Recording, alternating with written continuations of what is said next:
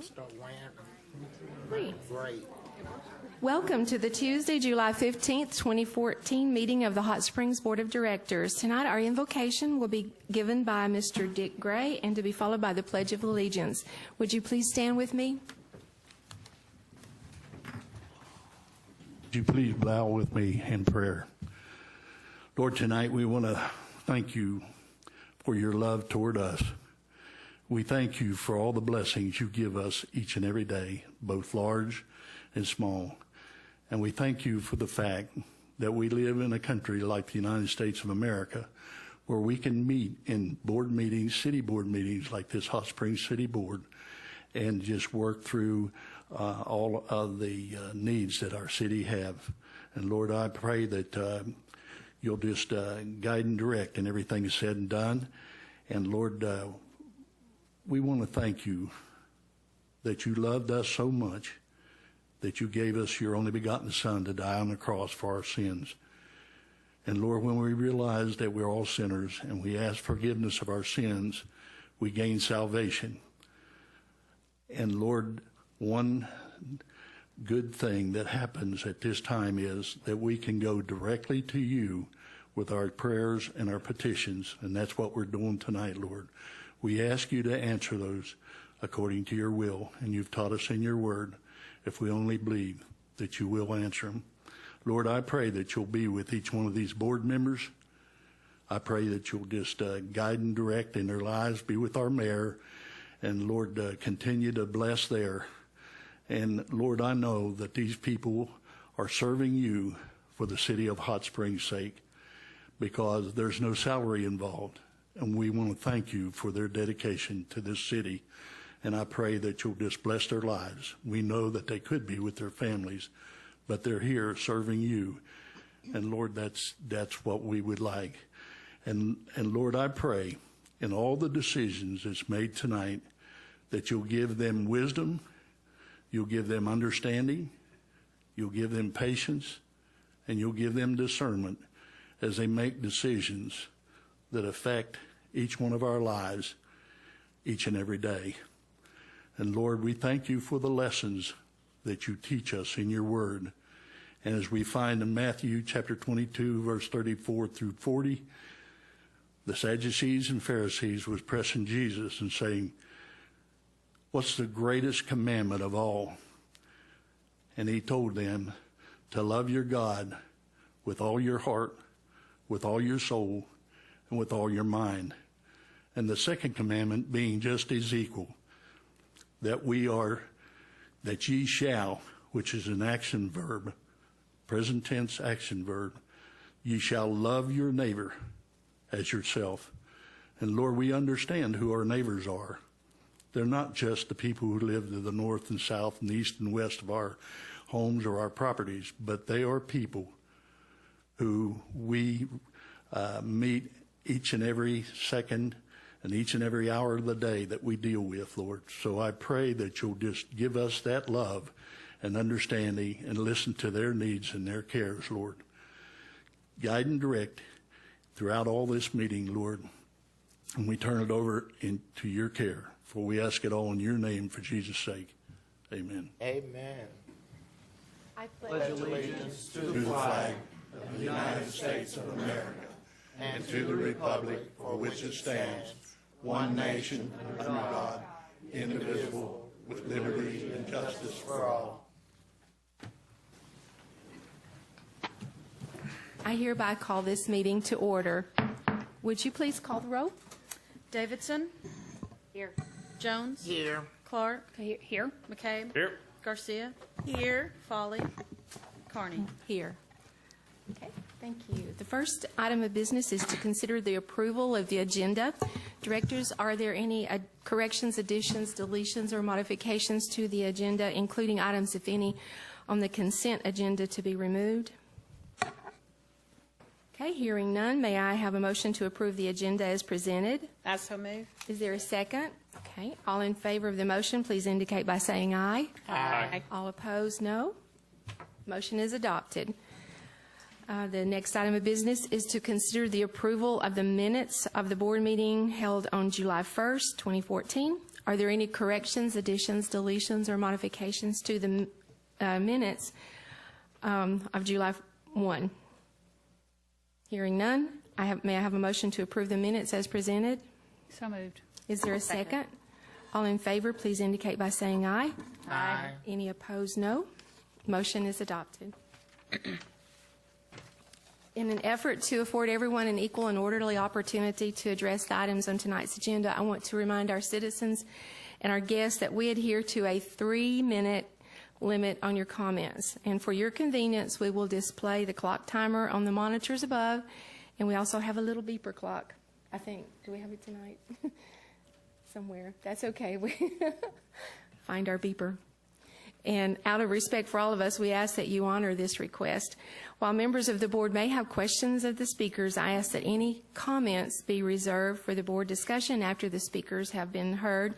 And I also ask that any cell phones be silenced during the meeting, and please refrain from any disruptions of the meeting. And should you need to leave prior to the conclusion of our meeting, we ask that you do so quietly without talking with your neighbors and friends on the way out the door, because we will still be in session. Thank you so much for being here. We appreciate your presence in our meeting tonight and your interest in the business of our city. Thank you for coming. At this time, we have some guests to be recognized. And that would be Jean Wallace. You have some guests for us tonight. Yes, ma'am. Thank you, Madam Mayor and Board of Directors. My two guests tonight are crew leaders from the Student Conservation Association. These two SCA crew leaders, Jeff Curtis from Richmond, Virginia, and Julie Marquise Bobchak. I get that right? Right. Okay. From Pittsburgh, Pennsylvania, are graduate students who trained and mentored the 6 SCA high school students in town for the last 3 weeks to build sustainable natural trail on city property in an area that the late local historian Marcus Phillips called the Trails of the North Woods. The Student Conservation Association partners with communities across the United States to complete various conservation projects. Among their partnerships are the national parks, federal, state, and municipal public land agencies. SCA helps connect thousands of youth to the great outdoors, providing them with unforgettable conservation experience and instills in them an enduring ethic of stewardship, all while creating a stronger, more sustainable environment. You did that, right? Yes, they do that. Want to mention a couple of people here, and then I'm going to let Julie and Jeff say a few words. The Arkansas School for Mathematics, Sciences, and the Arts provided lodging for the students free of charge. And Garvin Woodland Gardens, Visit Hot Springs Mountain Tower, Magic Springs and Crystal Falls, and Buffalo Wild Wings donated tickets and food, so all of our out-of-town student guests were treated to a good dose of Hot Springs' finest Southern hospitality. And they even got to attend Magic Springs for the fireworks display, so they were very impressed. The students were from Lexington, Kentucky, District Heights, Maryland, Raleigh, North Carolina, Princeton, New Jersey, Philadelphia, Pennsylvania, and Washington, D.C. It was their first time to visit Arkansas, and all of them said they wanted to bring their families back for a vacation. I brought a few pictures to share with you so you can see the beauty of the area and the hard work the students performed, but first I'd like to give Julie and Jeff an opportunity to say a few words. I just want to say that it was a really incredible experience coming out here. I had a great time taking the kids and teaching them how to build trail by the water treatment area, and it was awesome. I think they benefited, and I benefited a lot from the experience. Thank you. I just want to say thank you as well for giving not only Jeff and I this opportunity, but the students. They all took a great deal out of this. It was their first time for some of them, going away from home by themselves for the first time and embarking on a new journey, and they all got a lot out of it. They got a half a mile of trail done, and they were all very proud of it afterwards, and I just want to say thank you for that opportunity. Thank you. Thank you. And if you have just a few minutes, we've got just a few slides. For some of you who have not been out to the area, this is how we've just kind of recapped it in about 16 slides. This first slide is the original plaque that dates back to 1881, when the water company was first formed out there. The second one is a historic rock water fountain. We think it's possibly a cold spring fountain that we found when we were clearing off some vegetation, and this was for early visitors to the area because this place has been a recreational area in the past. The third slide is the Lake Dillon Dam, which was built in 1926. And the rocks from this dam were hand-hewn from the sides of the mountain and then laid in place in 1926. And it's still a very, very beautiful dam and still holds water. Number 4 is a rock outcropping that is on Lake Dillon. And Lake Dillon has often been compared to Walden Pond, Henry Thoreau's Walden Pond. The fifth slide is the river channel view that looks out towards Lake Dillon. And then the sixth slide is the view looking across Lake Sanderson, which is the third lake in the area. And this is the part where, when I would go out with Marcus Phillips, he would point towards, that's facing north, he would point towards the north, and he would say, down the valley, because the trail was in the valley, the lake wasn't there. So this view was always the valley, and I kept saying, Marcus, but there's a lake there. And he said, well, it didn't used to be. So number 7, here are the crew. Here's our crew. These are the crew leader, Jeff Curtis. He is teaching the students how to use tools on the very first day. The next slide is a student with a conquered route. The 9th slide is the first section of the trail after grubbing out the vegetation. The next slide is lunchtime. The next slide is what they call armoring a trail. When we uncovered the vegetation and the leaf in that area, we found a seep, which possibly was one of the springs that maybe fed that rock fountain in the old days. And this is called armoring the trail, where they went out and found boulders along the path and then put them actually in the trail bed itself, so you'd always have a firm place to step. The next slide is another section of the initial, after the initial grubbing, and Jeff is inspecting their work. The next slide shows the end of week 3, and you can tell by now that everyone has become one with their tools. And then the next slide is the finished product that they built, a half mile of this. And it looks like it's been there forever. I think they did a really good job.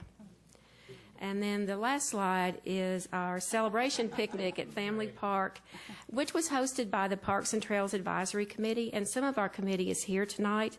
So will you stand when I call your name? We have Ann Hare and Bert Newell.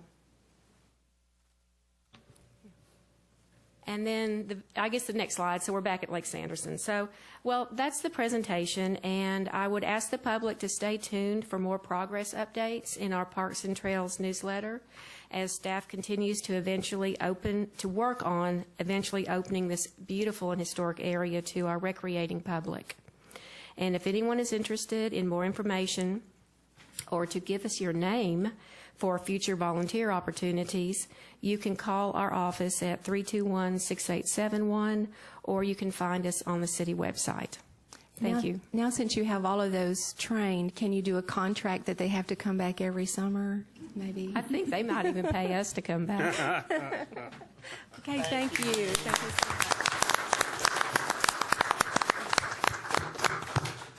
Wow, that is very impressive. Thank you so much, and thanks for, did you already know how to do that stuff before? And so you're the one that trained all the, okay, so we want you back every year, and we'll provide volunteers. Thank you so much. Okay, the next item of business is the city manager's report. Mr. Watkins. Well, thank you, Mayor. About a week ago, on behalf of the City of Hot Springs, I went to Little Rock and received a facsimile of a check that was presented by Governor Beebe. It's a check from the Arkansas Historic Preservation Program Certified Local Government, CLG program. It's for $13,500. The City of Hot Springs has really done a good job of using this money to either restore buildings or train our staff on historic preservation issues, how to implement an ordinance. But this particular grant this year not only covers training and travel, but it also is going to pay for a workshop that will be put on in downtown Hot Springs. It will be a workshop on the Thermal Basin Fire District codes, the International Building Codes, the Life Safety Codes. It will be a workshop for local architects, property owners, contractors, developers, the general public. And so I think that's going to be a real positive effort to make Hot Springs on the cutting edge of historic downtown redevelopment. Also, on the city's webpage, you might have noticed today, or it might have been a couple of days ago, a kind of a salutation to Dan Bug and Animal Control on their efforts to build not build, but develop, cultivate a community garden down at the animal shelter off Davidson. And we're growing okra and cucumbers and some other vegetables to donate to the Jackson House. And so I think a couple of days ago, I think we delivered our first 30 pounds of I guess you'd call it truck vegetables. So I want to commend Dan and his staff for doing that. Then finally, if you go down Central over by the Central Gallery, catty corner or right across from the subway, you'll notice that a retaining wall has been painted. That's a city-owned retaining wall that was cleaned by Denny McFate and his crew, much to the enjoyment of our downtown artisans. But the Community Arts Advisory Committee donated their time and effort to paint that mural. And I'd really recommend you go by and see that. It's really a nice addition to downtown Hot Springs. That's all I had, Mayor. Okay, thank you. Okay, the next item of business is to consider the city manager, regarding the director's upcoming events. Do you have any announcements on upcoming? Yes, ma'am. Thank you, Mayor. Yes, I wanted to invite everyone to a community meeting the first Thursday in August. That's August the 7th, 4:30 p.m. at the Forest Lakes Clubhouse. Max Distilly, a leader in the Stormwater Department, will be presenting a program on the Hot Springs siren warning system, what we have, what's being installed, what the total system will include, as well as what is Code Red and how to sign up for Code Red if you're interested and not included at this time, as well as other Stormwater Department projects. So you're invited for August 7th, 4:30 p.m., Forest Lakes Clubhouse. Thank you. Great. Yes, ma'am. Yes, I just wanted to remind folks about the upcoming Park Avenue Community Association meeting. It's always third Mondays, July 21st, this time at 6 p.m. at the Tower of Strength Church. And that building, as you all know, is for sale because the congregation is moving. That night, Michelle Sestilli with the city is going to be talking about the upcoming work that's going to take place in the Park Avenue area as a result of the Community Development Block Grant funds. And a lot of it is sidewalk repair and ADA accessible ramps. Our goal is to get the mechanic wheelchairs off the street. But we're really excited about what's going to happen down there. Thank you. Okay. Anyone else? Okay, I'm on the Executive Council of the Garland County Cares, and today we had a presentation from, one of the sheriff's deputies, Ron Stone, who's in charge of the boating and water safety. And this could be an upcoming event if you drink and drive your boat. So let me tell you about it. A boat operator with a blood alcohol content of 0.08 or more is considered to be under the influence. Any boater convicted of boating under the influence will be subject to the following penalties: fines of up to $1,000 and or up to a year in jail, must complete a boating safety education class, which costs $50, and second offense enhances to a DWI charge, and then you lose your boat operation privilege for 1 year. So you got to think about that, if it's worth it to be caught drinking and driving your boat. And we've already had several accidents this year of people that have not made it. They've died on the lake. And we need to be very, very careful and help as a citizen to enforce that. If you see something dangerous going on, they don't have enough. They only have 2 boats out right now with 4 people in them. They need some actually more volunteers to help with the process of boating and policing that. And also, I have some pledge cards here. I promised that I would get some pledges. These pledges say that I will never drink and drive a boat or be intoxicated on a boat, never be irresponsible, never endanger myself or others, and never damage a boat, never risk injury or death, and never boat under the influence. And then I'd like for somebody to come up after it's over and sign these, because I've got to turn them back in. I promise to be a responsible boat operator or passenger to improve the safety and quality of recreational boating in Arkansas by taking the Sober Boating Pledge. So there's something about signing it, saying I will do it, that makes it a little bit more, it reminds you. It will remind you if you get that $1,000 fine and that you have to stay in jail a year or you can't drive your boat for a year. So it's a good thing to have. So we want to just reinforce that boating safety is very important, especially now since the weather is really nice and people are out there all the time. So thank you, Brian. He won't drink and drive. That is awesome. Thank you so much. Any other announcements, upcoming events? Thank you. Okay. The next item of business is the consideration of the consent agenda. And items in this section are of a routine nature and will be considered as one item without discussion. I will entertain a motion to adopt the consent agenda. So moved. Is there a second? Second. I have a motion and a second. Would you please call the roll? Garcia. Aye. Davidson. Aye. Jones. Aye. Clark. Aye. McCabe. Aye. Carney. Aye. It is adopted. And I just wanted, for those of you that picked up the agenda and you saw that the airport has a $467,862, that's all grant funds, and we're so excited about that those were grants for the airport improvement. And that's a blessing. Okay, the next item of business is a public hearing regarding the possible vacation of a certain street right-of-way located on TV Hill. Would you like to?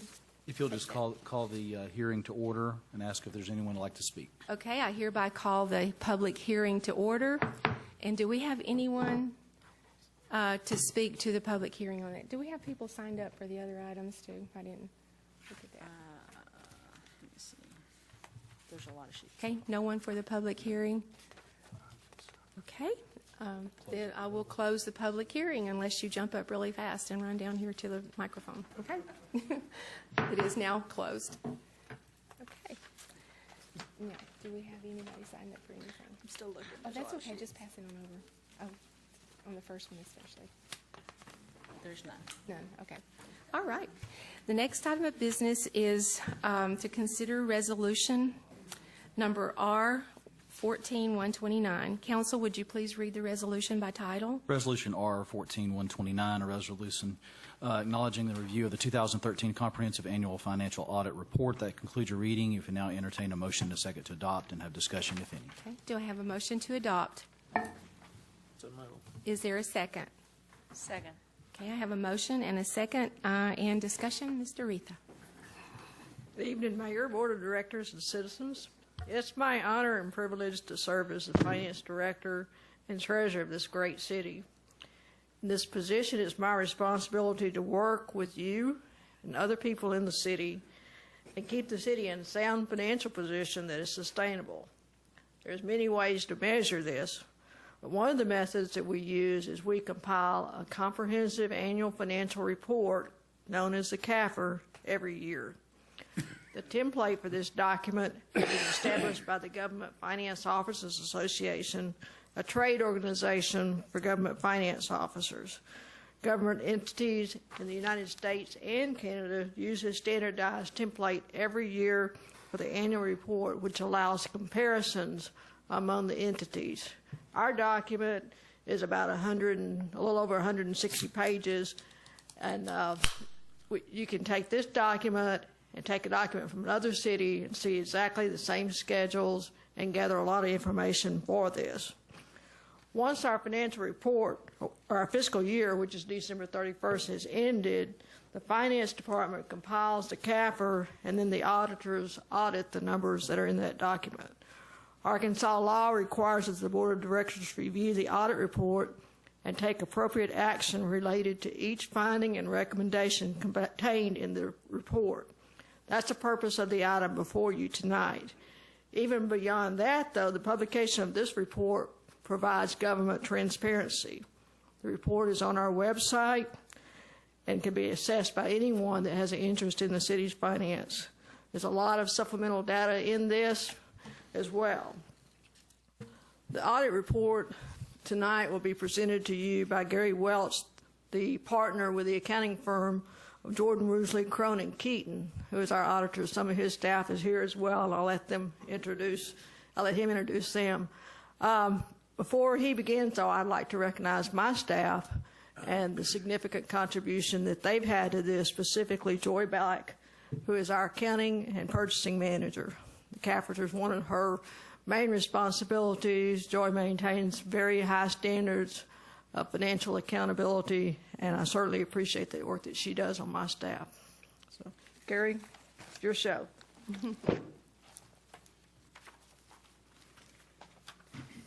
Good evening. As Doretha said, my name is Gary Welch, CPA with Jordan, Woosley, Crone, and Keaton, and with me tonight is three other CPAs, Phyllis Trent, Tom Moore, and Christina Ellis.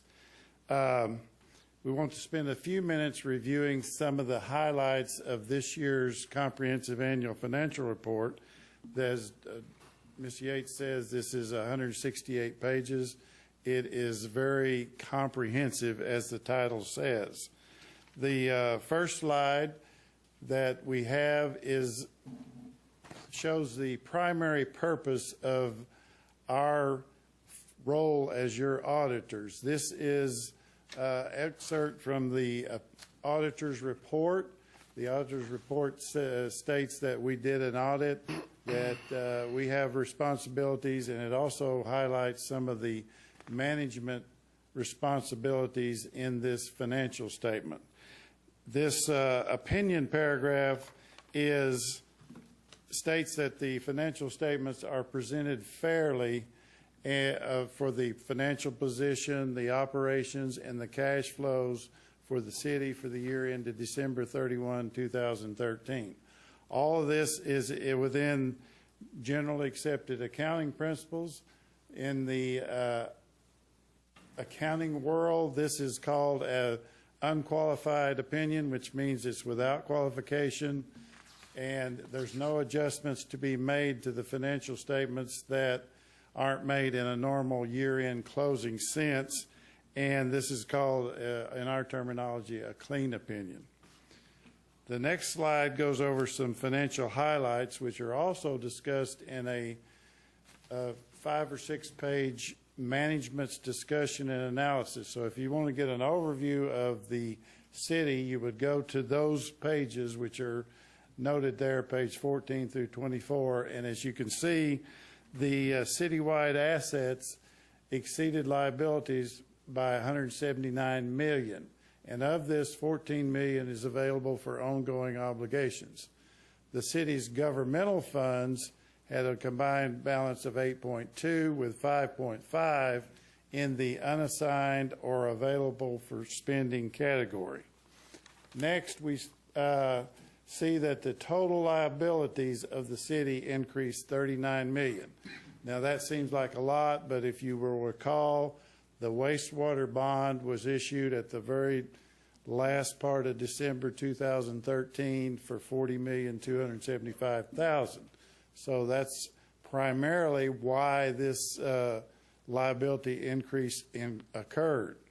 The component unit, the Advertising and Promotion Commission, which is it's called a component unit in the financial statement jargon, and that is because it is a agency that is related to the city. Now, it had net asset of $63 million, and this was an increase of $43 million. Now, how did that happen? Well, it happened on the board approval of transferring the convention center assets during 2013 to the Advertising and Promotion Commission.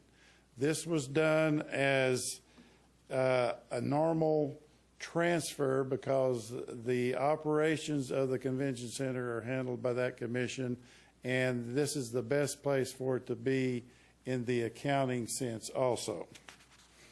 Next, we have the changes in the statement of net assets. This is, as you recall from prior years, the city is divided into governmental activities, that's general fund, police, fire, all the governmental type funds, and then the business type or enterprise type funds. And the financial statements, primarily on page 28 and 29, present a citywide presentation of all of these. And you can see there the assets stayed fairly stable with a slight percentage decrease to $286 million. The liabilities, as I just discussed, went up some $40 million, and the net assets with the transfer from the city government to the Advertising and Promotion Commission reduced $44 million. Now, the next slide, we have the operations of the city, citywide. Again, this is the governmental and the business type. Now, I will admit this year it's a little difficult to see the operation aspect of the city because the transfers enter into this financial statement and in this slide. But if you were to remove the transfer out, the city would have produced $1,361,385 in positive operating result. You can see this if you go to page 29 of the financial statements and you eliminate the transfers, which greatly reduce those numbers to what you see on the screen. Now, the next 4 slides, we're going to look at the budgetary activity of the city. Now, to me, this is one of the most important functions of the city finance department and the city board is to use the budget as control of the expenditures primarily. And as you can see from this slide, the general fund had a positive budget variance of $1,253,000, and the governmental funds had a positive budget variance of $1,359,000. A lot of this is due to the reduction of transfers out of the general fund, but also you have reappropriations towards the end of 2013, which means you moved them out of 2013 into following years. Next, we have the internal service funds. Again, in the last column, you see a positive variance. These are smaller funds. The positive variance is $14,000. The next slide is the enterprise fund, and to me, this is a harder budget area because there's lots of variations in the revenue primarily. You get variances for customer usage. You have lots of historical variances from airport grant activity, and I realize you just got the 400 plus, but as I'll show in slide here in a few minutes, the airport funding in 2013 was actually down. Next, we see the citywide budget summary, and again, you can see the revenue was down from budget comparison, but the expenditures were well under control, and the reappropriations helped you in the last column, last number, achieve the $1.3 million positive budget result. Next, we show annually, and this is the expenditures for federal and state. And as you can see, these have been going down for several years. And you can see there's a decrease, and most of that decrease was in the Arkansas Aeronautical grants to airport improvements. So I hope that is coming back, so to speak. Next, we again look at the changes with percentage changes in the total assets and total liabilities and the net assets of the citywide entity, and you can see the changes we discussed earlier. Next, we have annually we look at the general fund, and as you can see, the unreserved fund balance increased $384,000, and that actually improved your coverage of expenses and expenses plus transfers. If you want a good barometer of this, I would say 3 months and 8 months of these expense coverages is a very worthwhile goal. Also, in Resolution 8009, the general fund has a resolution that dictates coverage of expenditures out of the general fund. And that's still, you're still covering that at 16.5% coverage of annual expenditures. The last two slides we have just shows a 5-year history of gross revenue. Now, the average, if you took an average of revenue over the last 4 most recent years, you'd get $78,250,000. If you took an average of the expenses, you'd get $77,227,000. These are very consistent results, and that's what that shows there. Now, before I conclude, there's something coming up in the accounting, Governmental Accounting Standards Board that I want to just touch on briefly. That is number 67 and 68 of the Governmental Accounting Standards. And what this does, that in the next year, 2015, the short version of this is the unfunded liabilities of retirement plans is going to get new treatment on your financial statements. And right now, you're disclosing the unfunded liabilities. It's on page 81 if you look at that. And these are what we've discussed in the past, the actuarial computations of what it's going to take to fund LOPFI, for example, for the current years and all future years. Now, the problem you have here, and I think there's lots of cities in Arkansas that have even a larger problem than the city of Hot Springs, is when you put this liability and record it on the financial statements, it's going to very significantly affect equity. Now, that's just something that is in the very early stages. It's scheduled to come in 2015, and I just wanted to bring that to your attention. Your finance staff and us as auditors are going to have to do some very heavy computations on how this is going to be recorded, the discount rates, etc., and what it's going to do to impact the financial statements. Now, as always, if there are questions now, or if there are no questions, I would offer to go over a very more comprehensive review of this report with any city board member or city official. If you have 3 or 4 hours you'd like to spend with me, that would be okay. I want to thank Doretha and Joy. They are very instrumental in this process of putting this 168-page report together and in cooperating during our audit procedures. Okay, do we have any questions? Yes, ma'am. Yes, thank you.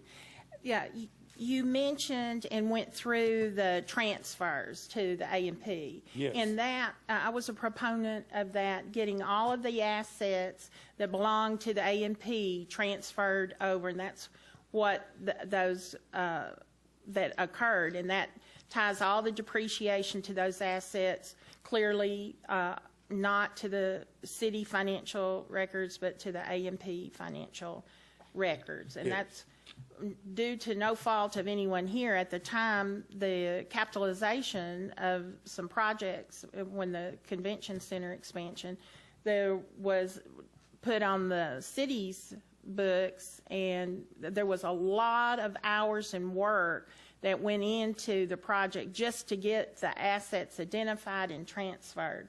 I mean, I know that there was extensive time put on for the staff here and the A&P, and I appreciate all of the hard work that went into that. And through your audit work, it appears that you're satisfied, and the audit report reflects that everything was clearly identified and has been moved, and got the clear separation of assets and depreciation. Yes, very definitely. What the result was in prior years is, 10 or 15 years ago, the bond issue was let by the city. The assets were built under the city bond authority, and it was on the city books. Now, it was brought into the city's fixed assets as an adjustment each year, because that's how fixed assets are treated.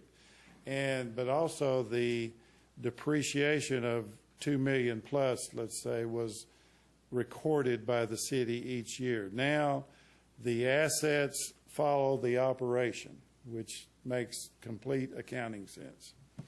Yes, I appreciate that, and thank you very much for everybody involved in that.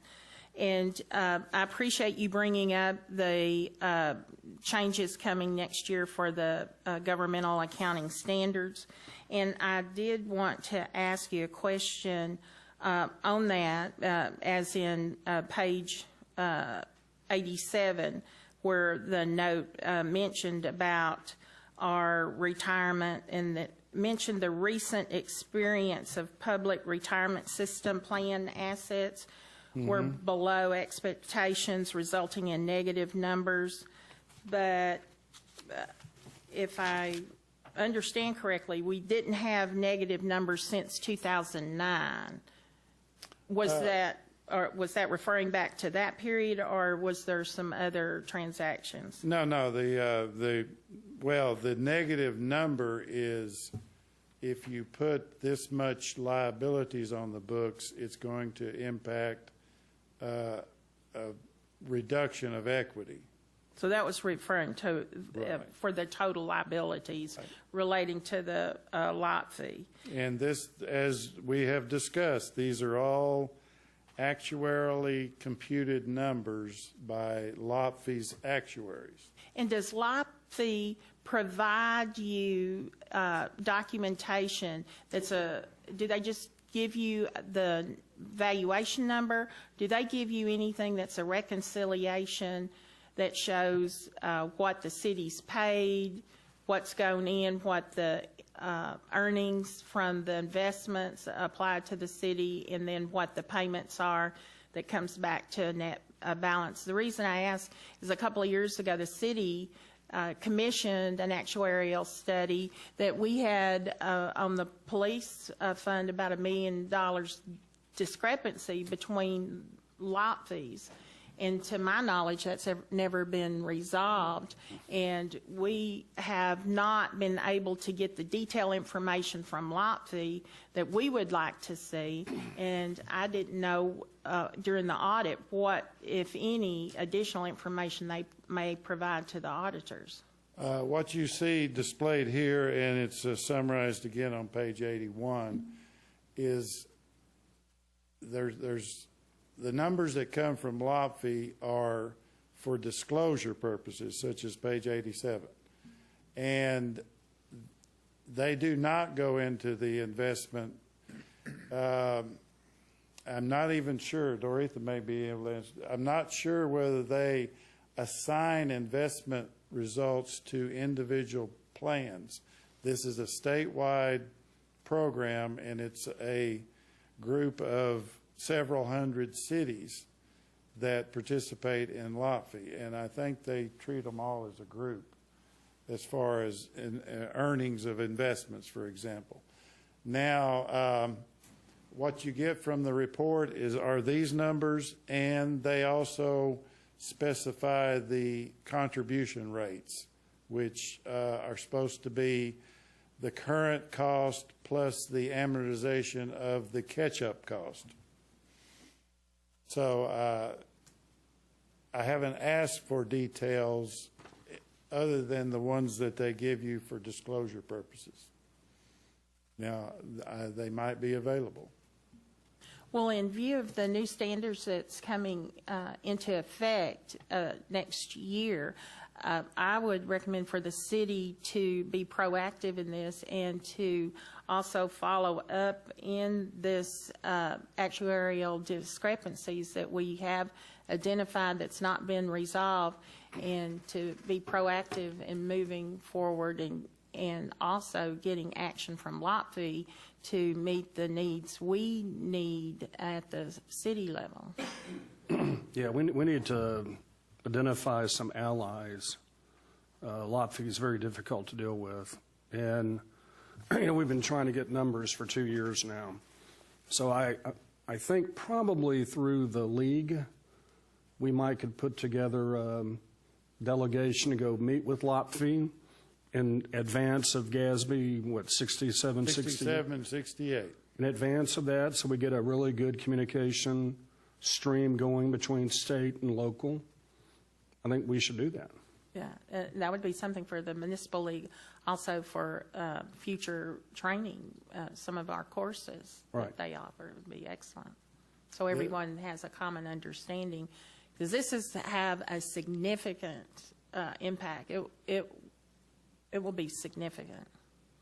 I have talked to some bond manager, and they talk in 5 to 10 basis points could be a result. Now, what they're calling a basis point is 0.001. But if you're talking about large bonds, a 5% basis adjustment in your rate would cost you $20,000 a year in interest, more than you had on the last issue, and that's for every year the bond existed. So these are financial decisions that need to be ironed out. There is a GFOA, Arkansas GFOA meeting next week, and I'm told that this is going to be discussed in that meeting and in all future type meetings of government associations. Any other questions? I just also really appreciate all the supplemental information, and I think that's excellent for everyone to have that. And I noted that in the employers, top 10 employers, over 50% are in District 5. And the top 2 added 100 employees from the last audit in District 5. So I was very proud of that. And take all that credit. I'm honored to represent them. It's not to my credit. Yeah. Thank you. Do we have any other questions or comments? Thank you so very much. We appreciate y'all being here. Thanks for bringing everybody with you, and we appreciate you, all the work you've put into that. It's great. Thank you. Thank you.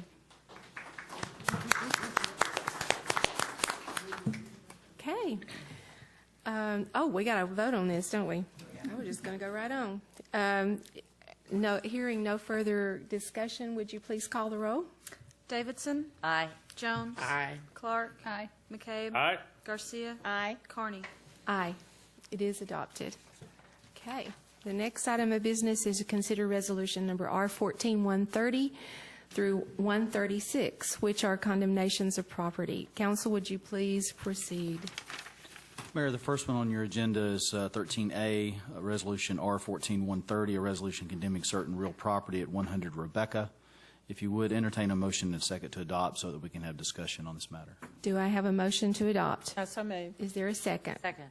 Can discussion. Mr. Jones is getting his PowerPoint ready. Always love your tour of homes.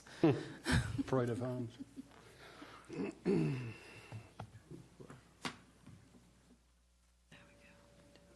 Okay.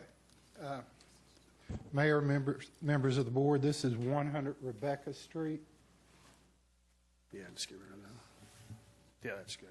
I got it. And this is the interior of 100 Rebecca. Another shot shows electrical problems. This house was boarded up on a nuisance case, a criminal nuisance case. The owner is here. That case was settled, and I talked to her about trying to get it rehabbed, which she hasn't made any progress yet on that.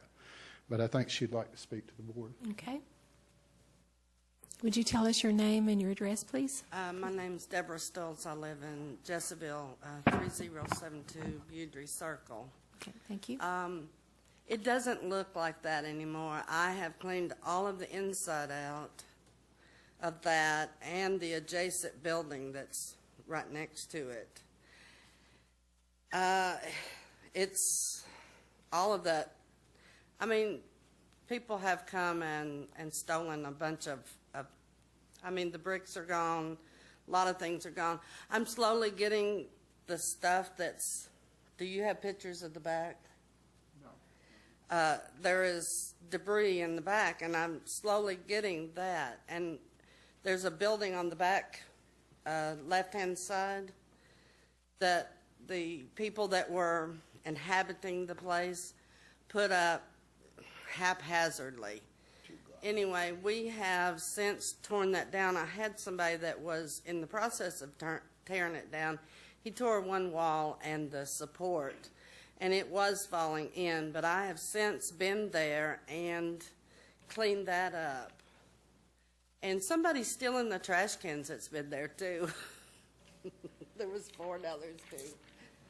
Anyway, we are making progress slowly. I've got some health problems going on. My husband's 65. Slowly but surely. And we have a couple investors that are looking at the property, but if it's condemned, I cannot sell it, and they cannot remake it. And, they come in and rework the whole thing. I don't know how much I carried off from there. The inhabitants were there less than a year, and they did dramatic damage to the inside, the walls, and all of that. It wasn't like that when they moved in. And they're out on bail or whatever. And this is the third property that they have done that to. I didn't know about background checks and stuff. I'm not real computer savvy.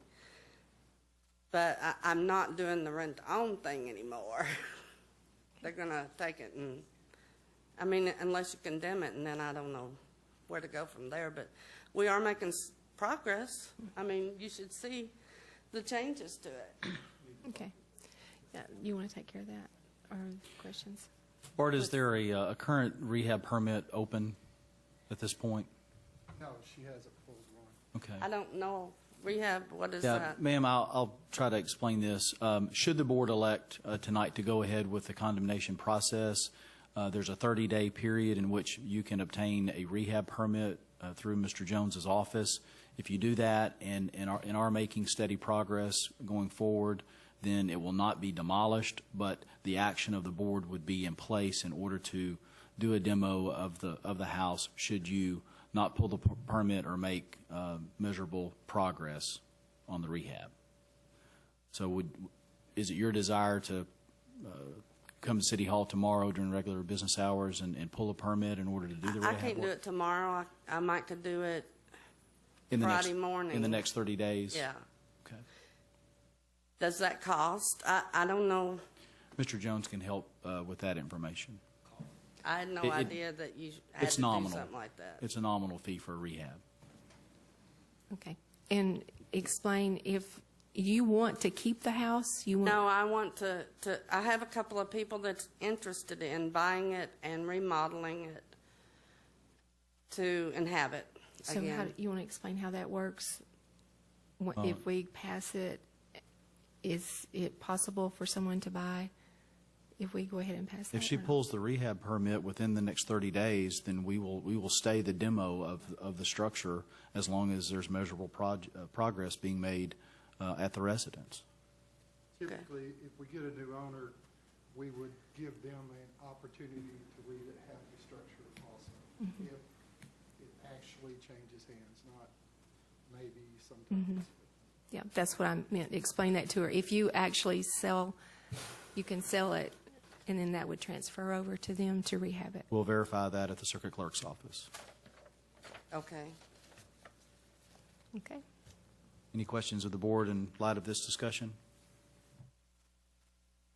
Questions? Okay. Does that answer your questions? I think Okay. so. And I'm sure Mr. Jones will work with you to explain. I know you don't know all the details, but he'll explain it to you. No, I inherited the house and the problems with Yeah. it. Okay. All right. All right. Do we go ahead and? Yeah, if there's no further discussion, Mayor, if you would Thank call you. for the vote. Okay. Any further discussion from the board members? Okay. Would you please call the roll? Garcia. Aye. Davidson. Aye. Jones. Aye. Clark. Aye. McCabe. Aye. Carney. Aye. Mayor, the next item is 13B, Resolution R14131, a resolution condemning certain real property at 113 Reynolds. If you would, entertain a motion to second to adopt so that we can discuss this matter. Do I have a motion to adopt? So moved. Is there a second? Second. Okay, and discussion, Mr. Jones. Thank you, Mayor. 113 Reynolds, this one doesn't look very bad from the outside, but you can see on the inside, it's been vacant for a long time. It's open, it's deteriorated. The owner, we have proper notice on this. The owner chose not to come to the meeting tonight, and they've been informed what will happen. Okay. Any questions or discussion from the board? Is there anyone here to speak in opposition of Resolution R14131, a resolution condemning certain real property at 113 Reynolds? 113 Reynolds. Hearing none, Mayor, if you would call for the vote. Would you please call the roll? McCabe. Aye. Garcia. Aye. Davidson. Aye. Jones. Aye. Clark. Aye. Carney. Aye. Mayor, next item is 13C, Resolution R14132, a resolution condemning certain real property at 133 Murray. If you would, entertain a motion to second to adopt and have discussion afterwards. Do I have a motion to adopt? So moved. And a second? Second. Okay, and discussion? Oh, thanks, Mayor. 133 Murray. Can you go to the next slide? This has been vacant for a long time. An elderly lady lived there. She was in a wheelchair. She passed away several years ago. We secured it. It's been sitting there, boarded up for about 3 or 4 years. It's going up for back taxes pretty soon. So, but it has deteriorated considerably. Go ahead, Bill. Next slide. As you can see. Bart, did you perfect service of the notice? Yes, we did. Okay, is there anyone here for that? Any questions of the board? That slide of the exterior is the same as another house. Is this Want to go back? isn't that the one we saw on a previous house? No, it's not. You can go back, Bill, if you. And I showed it too soon. Okay. Yeah. I'm right. Try not to do that. Get us confused. Anyone here to speak in opposition of Resolution R14132, a resolution condemning certain real property at 133 Murray? 133 Murray. Hearing none, Mayor, if you'd call for the vote. Okay, would you please call the roll? Davidson. Aye. Jones. Aye. Clark. Aye. McCabe. Aye. Garcia. Aye. Carney. Aye. Mayor, next item is 13D, Resolution R14-133, a resolution condemning certain real property at 207 Westover. If you would, entertain a motion to second to adopt and have discussion, if any. Do I have a motion So moved. and a second? Okay, and Mr. Jones. Thank you, Mayor. We have a second? Did I hear a Second. second? Okay, there we go. The next two structures are on the same parcel. This one's had a fire, 207. If you go to the next slide, considerable damage. And this is the other structure, but I believe the owner, Mr. Albright, is here to speak to it. Okay. Would you like to come forward? Ma'am, if you would, give us your name and address when you come up, okay? Linda Gothard, Come on up. at 207 Westover. Okay. Ma'am, what is your intention with this property? I want to board it up, and sell it. Okay, how long has it been vacant, ma'am? About 2 months, someone burned it down. Some kids in the neighborhood burned it down, and some drug addicts. And I couldn't do nothing about it. In order to save you some time, what about 209? What's the condition of 209? 207 and 209 is the same dirt. Well, 207 is bad, but it needs to be boarded up. Okay. They broke all the windows out. I couldn't do nothing about it. The police gave me no cooperation. Kids just went in there and do everything to me. You're not living there now? No, I have no way to live there. Bart, has there been a permit issued or requested for rehab? No, and we have a long history with both of these structures. They've had some problems over the years for 10, 12 years. The one that burnt has been burnt longer than 2 months. It's been burnt, I think, closer to a year. Again, people are going in, stealing stuff, taking stuff. And then the one up front is open. It's been open for the last 6 months to 8 months. People are going in, it's trashed. Both of them have major structural damage. Will have to be totally rewired, totally replumbed, and a lot of structural repairs. Ma'am, with respect to 207 Westover, which is the only one that's on the floor now, you can, if you're able to do so, apply for and receive a rehab permit. And if there is measurable progress taken to rehab this structure, it won't be demolished. But 30 days is the cutoff, should the board elect to go forward with the condemnation this evening. Okay. All right. Did that put boards up over the windows and stuff? Boarding and securing of this property doesn't, and Mr. Jones can inspect it, it doesn't look to be viable to me with the damage to the roof. But if you want to rehab, and you can make measurable progress, which he will watch. Okay. I'll get in touch with you in the next day or two. Okay. I'll come see you, Okay. All right. That'll be fine. Yes, ma'am. Thank you. Thank you. Any questions or comments from the board? And we're on 207, right? 207 Westover. Okay, hearing no discussion, would you please call the roll? Garcia.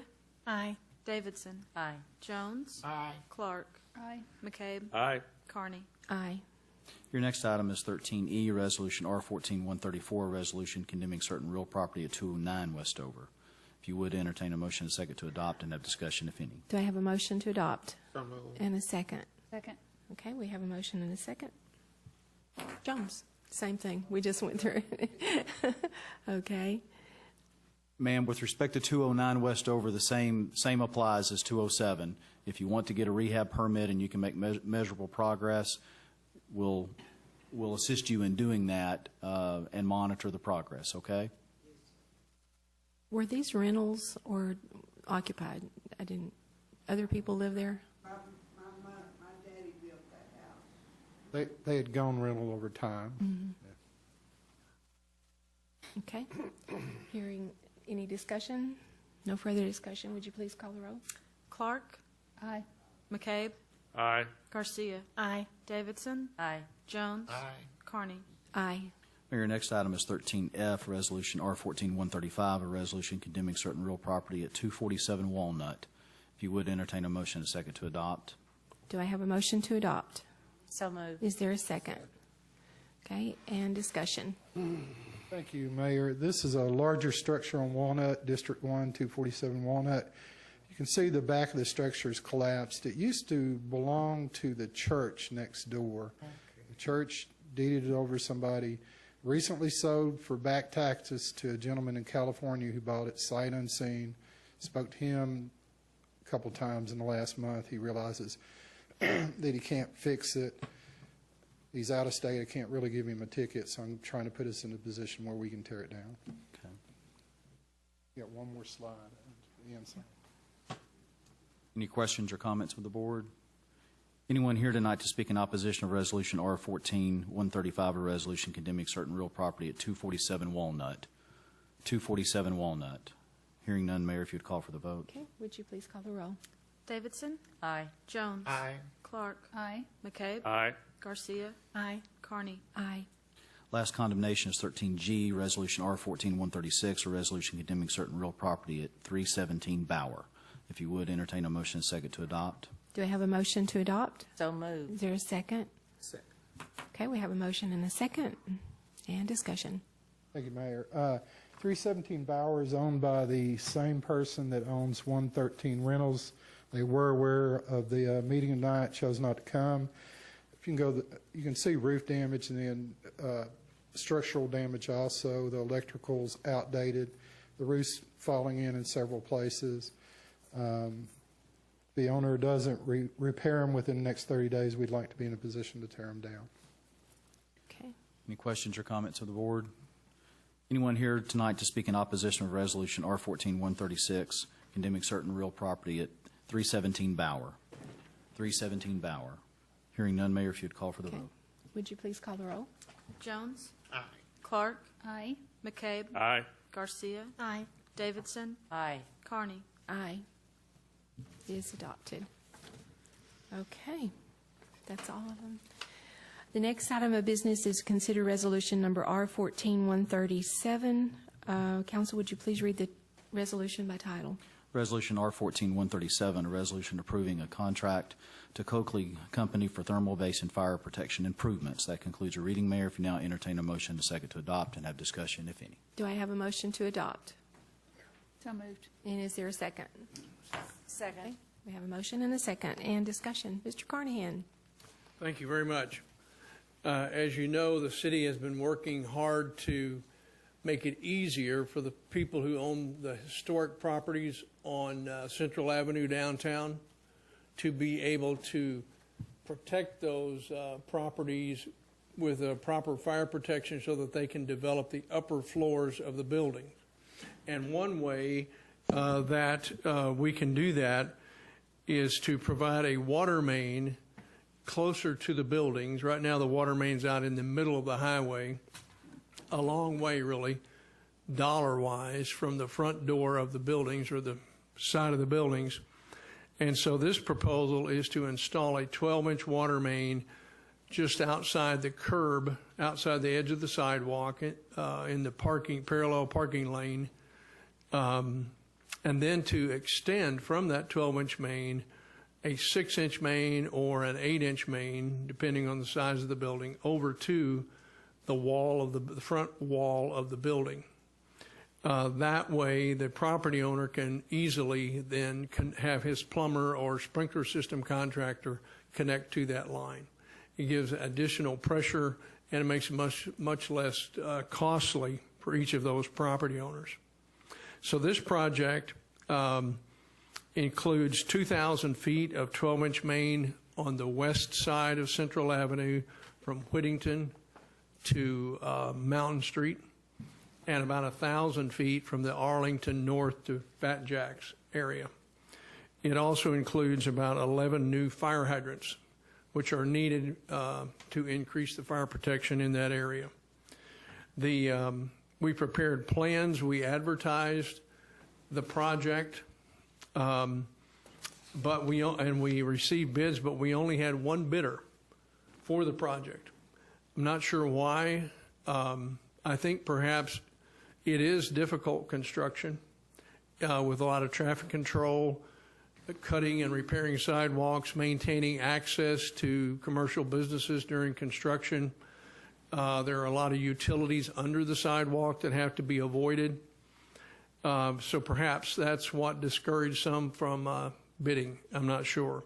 But the company that did bid, the Coakley Company, for $736,760. Last year, we installed about 140 feet of this type of construction, and the Coakley Company installed that for us. So they're quite familiar with all the difficulties that they're going to encounter in installing this pipeline. We also have used the Coakley Company through the bidding process in town for several years to do utility projects. And we have found that they've been reliable and very professional in what they do. So with that, we would like to recommend that the board award this contract to the Coakley Company. Okay. Do we have any, no one signed up for anything, right? Do you have questions?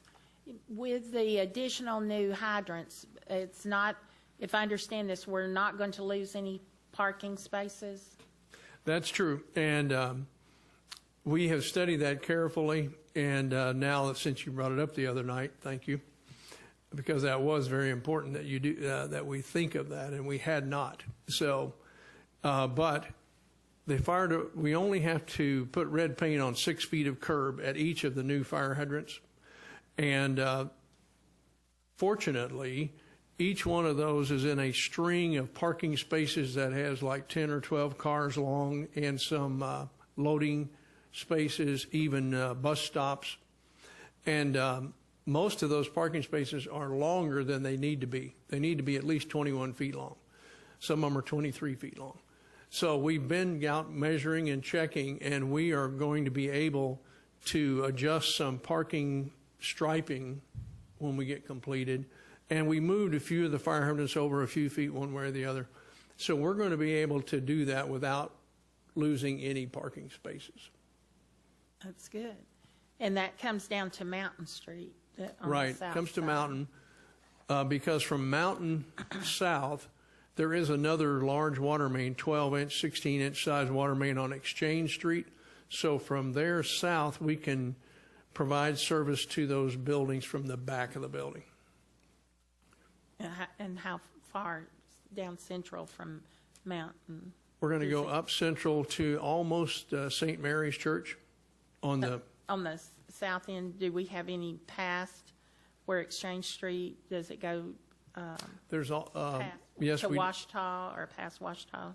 There's a little street, I think it's called Romer. Starts with an R. Romer Street, that goes behind those buildings in the further south. So we are able to have a water main behind all those buildings. Okay, thank you. Yeah. Any other questions? The scope of this project doesn't go further than Exchange. Right, Mountain Street at Exchange. That's correct. Okay. Any other questions? Okay. Any further discussion? Hearing none, would you please call the roll? McCabe? Aye. Garcia? Aye. Davidson? Aye. Jones? Aye. Clark? Aye. Carney? Aye. It is adopted. The next item of business is to consider ordinance number O-1450. First of all, I will entertain a motion to suspend the rules and read by title only. So moved. Is there a second? Second. I have a motion and a second to suspend the rules and read by title. All in favor, please say aye. Aye. Any opposed, no. Okay. Would you please read by title? Ordinance O-1450, an ordinance authorizing eminent domain condemnation proceedings for the acquisition of utility easement on certain real property located between John Duncan Road and Sanson Place and for other purposes. That concludes your reading. You have now entertained a motion to second to adopt and have discussion, if any. Do I have a motion to adopt? So moved. Is there a second? Second. And discussion. Mr. Carnahan. as part of our meeting the demands of our consent administrative order from the Environmental Protection Agency, we have renovated the Hogan Street pump station, and now we need to rebuild a new force main from that pump station up to McLeod, where the next big pump station is. And that's about half a mile or so long, and we have all of the easements we need to do that, except for one easement, 415 feet long and 10 feet wide. We have worked with the property owners and every way we can to try, and we've done an appraisal this thick, professional appraisal before and after conditions, before and after the easement's installed to determine the fair value. But the property owner just does not want to agree to have the easement at all. And it's the only logical way we can get past that point. So we need that 10-foot strip for this pipeline. So we're asking you to approve using eminent domain to obtain that. Okay. Do we have no one to contest that or speak against it or for it? Okay, do we have any discussion by the directors? Any discussion? Okay. Hearing none, would you please call the roll? Clark? Aye. McCabe? Aye. Garcia? Aye. Davidson? Aye. Jones? Aye. Carney? Aye. It is adopted. The next item of business is to consider ordinance number 01451. I will entertain a motion to suspend the rules and read by title only. Do I have a motion? So moved. And a second? Second. I have a motion and a second to suspend the rules and read by title only. All in favor, please say aye. Aye. Any opposed, no. Okay, council, would you please read the ordinance by title? Ordinance 01451, an ordinance accepting Bayshore Cove, located in an unplatted subdivision within the city of Hot Springs as a city street and for other purposes. That concludes your reading. If you now entertain a motion to second to adopt and have discussion, if any. Do I have a motion to adopt? So moved. Is there a second? Second. Okay, we have a motion and a second. Mr. McFate. Thank you, Mayor, members of the board. Denny McFate, Public Works Director. On June 3rd, 2014, Ordinance 6030 was signed annexing a certain area into the city limits that included Bayshore Cove Drive. According to City Code 12211C3, it states that upon annexation, the City Board of Directors must specifically approve by ordinance acceptance of any city street for maintenance within annexed areas. Bayshore Cove has been inspected and meets most city street specifications. However, it does not have a platted right-of-way width. The following items are excluded for city maintenance upon acceptance of this street and are to be maintained by others. Those items are the concrete stamped entrance and landscaped island at the entrance to Clearwater Circle condos. And the second is any medians, retaining walls, landscaping, fencing, and street segments behind gates to private property. This maintenance would basically be from pavement to pavement edge, curb to curb, or ditch to ditch as applicable on this section of road, and it does have all three of those construction amenities. Some of it's pavement, no curb and gutter, and part of it would be ditch to ditch because of retaining walls. The acceptance would be Bayshore Cove as it is now, from Bayshore Drive approximately 743 foot north in length, then west approximately 277 feet in length, then northwest approximately 287 feet in length to a dead end at the fence. Any questions? Have any questions? No questions? Looks good. Thank you. Hearing no further discussion, would you please call the roll? Davidson? Aye. Jones? Aye. Clark? Aye. McCabe? Aye. Garcia? Aye. Carney? Yes, aye. Me. Aye. It is adopted. Okay, the next item of business is to consider ordinance number 01452. I will entertain a motion to suspend the rules and read by title only. So moved. Is there a second? Second. I have a motion and a second to read by title only. All in favor, please say aye. Aye. Any opposed, no. Council, would you please read the ordinance by title? Ordinance 01452, an ordinance accepting Tatum Street, located in an unplatted subdivision within the city of Hot Springs as a city street and for other purposes. That concludes your reading. Please entertain a motion and a second to adopt and have discussion, if any. Do I have a motion to adopt? Is there a second? Second. And Mr. McFadden again. Thank you, Mayor and members of the board. On August 20th, 2013, Ordinance 5956 was signed annexing a certain area into the city limits that included Tatum Street. According to City Code 12211C3, it states that upon annexation, the City Board of Directors must specifically approve by ordinance acceptance of any street for city maintenance within the annexed areas. Tatum Street has been inspected and meets most city street specifications. However, it does not have a platted right-of-way width. Tatum Street would be considered a prescriptive street as defined by state law and will be maintained from ditch line to ditch line. Okay. From Canna Street west, approximately 2,514 feet in length to a dead end. Any questions? Do we have any questions? Any discussion? Hearing none, would you please call the roll? Jones? Aye. Clark? Aye. McCabe? Aye. Garcia? Aye. Davidson? Aye. Carney? Aye. It is adopted. The next item of business is consider ordinance number O-1453. First of all, I will entertain a motion to suspend the rules and read by title only. So moved. Do I have a second? Second. I have a motion and a second to suspend the rules and read by title. All in favor, please say aye. Aye. Any opposed? No. Council, would you please read the ordinance by title? Ordinance 01453, an ordinance accepting a portion of Twin Points Road located in an unplatted subdivision within the city of Hot Springs as a city street and for other purposes. If you would, entertain a motion and a second to adopt and have discussion, if any. Do I have a motion to adopt? So moved. Is there a second? Second. And discussion again. Thank you, Mayor, members of the board. On March 4th, 2014, Ordinance 5999 was signed annexing a certain area in the city limits that included a certain portion of Twin Points Road. According to City Code 12211C3, it states that upon annexation, the City Board of Directors must specifically approve by ordinance acceptance of any street for city maintenance within the annexed areas. Twin Points Road has been inspected and meets most city street specifications. However, it does not have a platted right-of-way width. Twin Points Road would be considered a prescriptive street as defined by state law and will be maintained from ditch line to ditch line.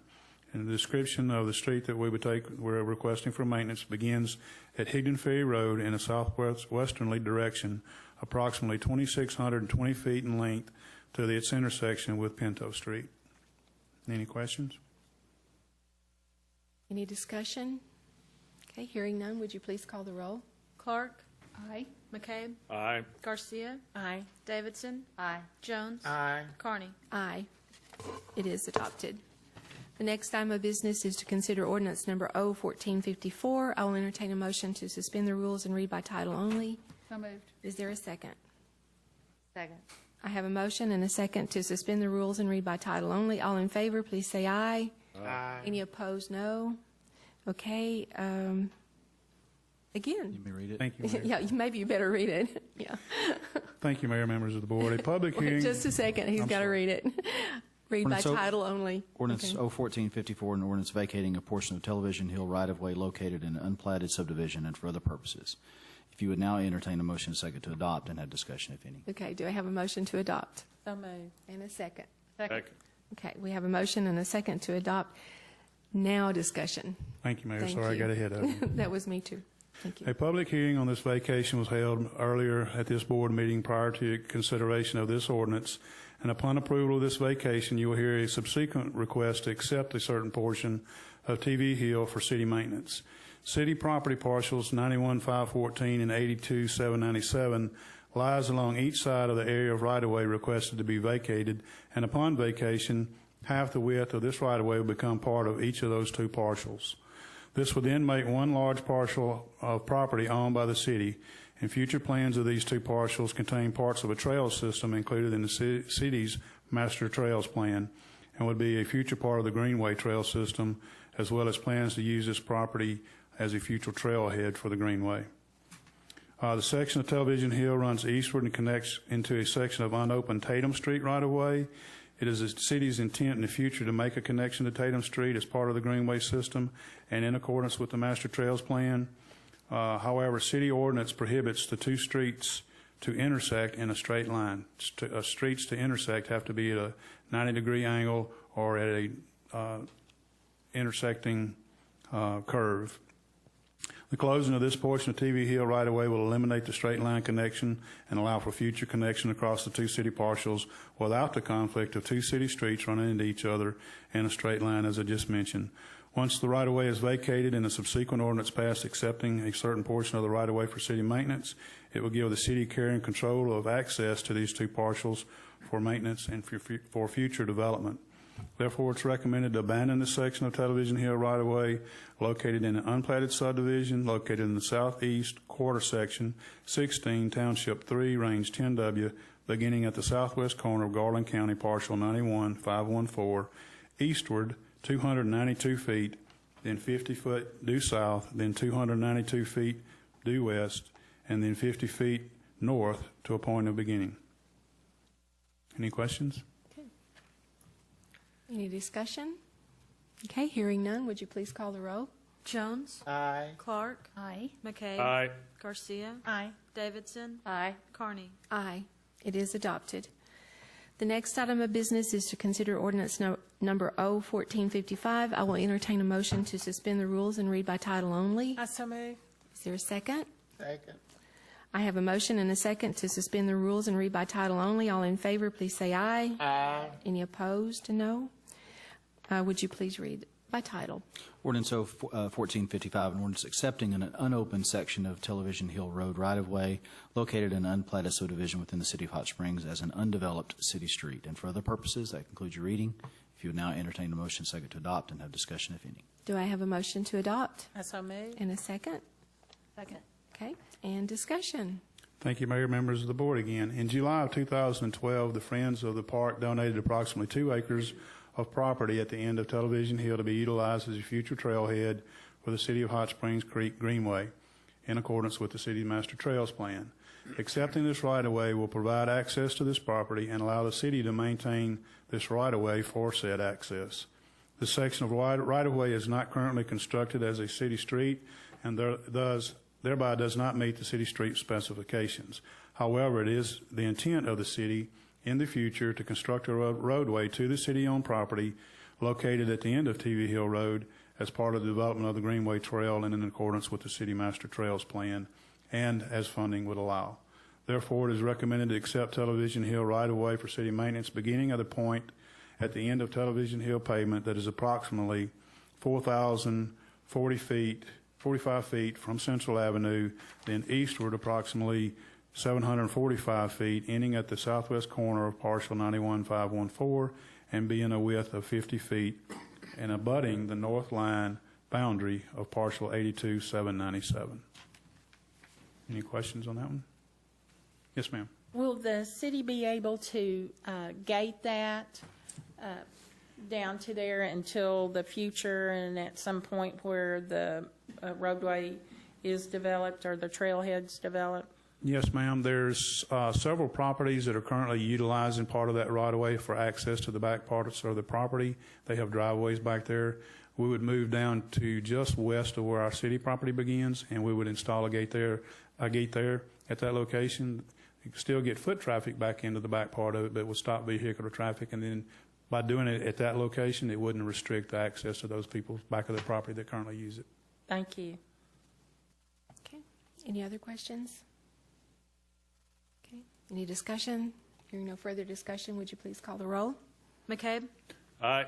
Garcia. Aye. Davidson. Aye. Jones. Aye. Clark. Aye. Carney. Aye. It is adopted. The next item of business is to, that concludes the business section of tonight's, and are there any comments by our members of the board that you would like to comment section? Okay. No one? Okay. Immediately following the adjournment of tonight's business meeting, there will be a public commentary here in the board chambers where all of those who will be leaving after the adjournment, please do so quietly. And there being no further business, I will entertain a motion to adjourn. I move. And is there a second? Second. All in favor, please say aye. Aye. Any opposed, no. This meeting is adjourned. Okay, and wait.